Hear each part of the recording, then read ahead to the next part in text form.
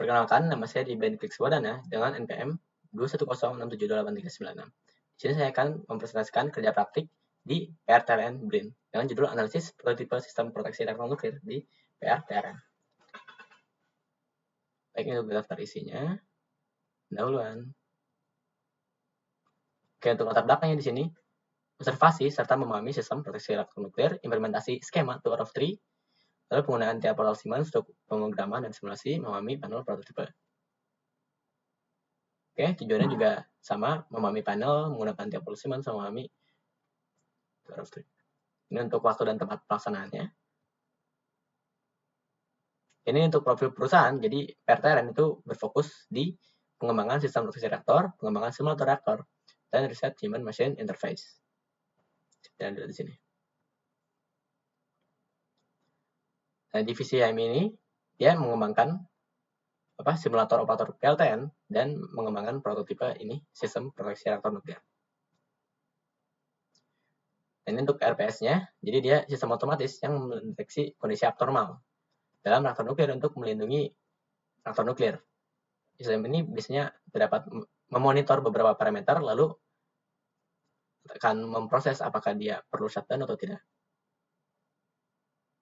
Ini prinsip kerjanya, jadi dia sinyal sensor masuk, lalu sensornya diproses dengan PLC dan menentukan apakah perlu dilakukan shutdown. Ini untuk skema 2 out of 3, jadi dia ada tiga sensor untuk jenis yang sama, misalkan tiga sensor suhu. Nah, jika dua sensor suhu ini mengindikasikan ada abnormali, maka dia akan shutdown. Jadi akan mengurangi kegagalan sensor tunggal atau false trips. Dan ini kegiatan pertama itu pengenalan simulator PLTN menggunakan LabVIEW di sini. Ada simulator PLTN RDE, HTGR, PWR, dan untuk pengenalan control rod juga. Jadi control rod itu digunakan untuk mengendalikan reaktivitas reaktor nuklir. Oke, lanjut. Ini untuk pengenalan panel RPS di sini. Ini untuk komponen-komponennya ada power supply, CTOP PSU, ada switch untuk menghubungkan komponen-komponen ini, CPU, dua CPU ini, HMI, dan untuk masukin upload program melalui laptop bisa dihubungkan di sini untuk menghubungkan ke CPU-nya. Lalu ini kegiatan selanjutnya ada menggambar koneksi dari sirkuit panelnya. Di sini saya menggunakan logic chart, Draw.io. Next, di sini untuk simulasinya menggunakan dia portal Siemens. Di sini saya konfigurasikan tidak mirip untuk prototipe ya, karena prototipenya itu kurang untuk analog inputnya karena ada 9 sensor yang untuk saya simulasikan. Jadi saya butuh 2 modul tambahan analog input dan 1 tambahan analog output. Dan di sini untuk logikanya, dia akan move sensor masuk ke memori, memorinya untuk diproses lagi, dinormalisasikan, lalu di scale, lalu kita compare di sini. Dan jika dia lebih dari threshold-nya, dia akan trip. Lalu ini sama untuk sensor kedua, sama ya karena memantau parameter yang sama. Memantau parameter sama yaitu suhu. Nah, untuk sensor kedua dia tidak trip di sini.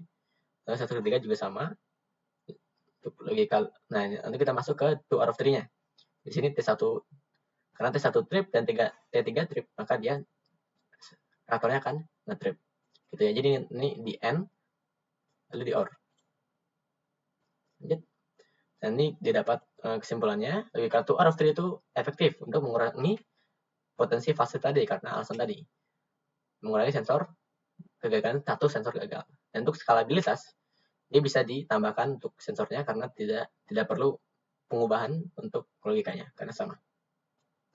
Lanjut, ini untuk kegiatan selanjutnya, simulasi hardware RPS menggunakan program sederhana. Di sini saya menghubungkan laptop ke switch-nya untuk mengkoneksikan ke CPU-nya dan mencoba mengupload programnya. Oke, di sini. Nah, di sini konfigurasi sama ya karena saya mencoba yang CPU 1 ini. Jadi ini CPU, ini digital output. Dari sini saya mencoba untuk mengoutputkan 3 ini, Q0, Q1, Q2 dan relaynya nyala di sini. Lalu saya juga mencoba output modul di sini. Nah, untuk analisisnya, kemungkinan fast trip dan failure trip. Nah, PF, probability failure, itu probabilitas kegagalan satu sensor mendeteksi kondisi abnormal. PF itu probabilitas false trip. Nah, ini untuk rumusnya. Untuk skema 1/1 itu hanya probabilitas, untuk 2/3 itu untuk totalnya jadi 3 dikali ini probabilitas false trip, 2 dikali 1 dikurang probabilitas false trip ditambah ini false trip by all 3 sensor. 2/4 itu ada 3, ada false trip by 2 sensor, jadi 4 kombinasi 2 probability pangkat 2 dikali 1 min probability pangkat 2. Ini untuk rumusnya, ini untuk rumus totalnya. Jika kita asumsikan, ini untuk permisalan, probabilitas satu sensor memberikan false trip itu sebesar 0,01 dan probabilitas satu sensor mendeteksi kondisi abnormal PF failure to trip itu 0,01. Didapatkan skema 1/1 memiliki probabilitas false trip tertinggi karena tidak ada redundansi. 2/3 itu seimbang sebesar 0,0297%.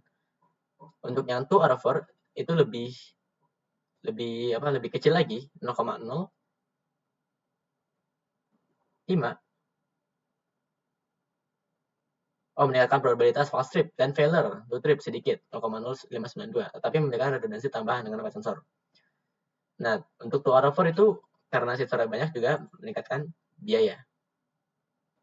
Dan ini untuk kesimpulannya, dari hasil kerja praktik di sini, skema 2/3 itu efektif meningkatkan keandalan sistem proteksi dengan mengurangi risiko false trip dan alarm. Nah, PLC Siemens menunjukkan performa sesuai standar dan keselamatan. Fleksibilitas sistem memberikan penambahan sensor dan modul tanpa mengubah logika proteksi, dan mendapatkan pengalaman praktis penggunaan PLC dan tiap portal memberikan keadaan dalam pelaksanaan dan simulasi sistem proteksi otomatis berbasis industri. Ini ada sarannya bagi instansi untuk pengembangan sistem karena masih prototipe dan belum ada sensor dan belum ada aktuator, maka hanya bisa dilakukan simulasi. Lalu untuk bagi penulis, mungkin pendalaman pengetahuan, perluas penemaman tentang otomasi industri, analisis performa, kembangkan analisis performa dengan metode kuantitatif, partisipasi proyek, cari peluang terlibat dalam proyek pengembangan sistem proteksi berbasis PLC. Mungkin sekian dari saya. Terima kasih. Assalamualaikum warahmatullahi wabarakatuh.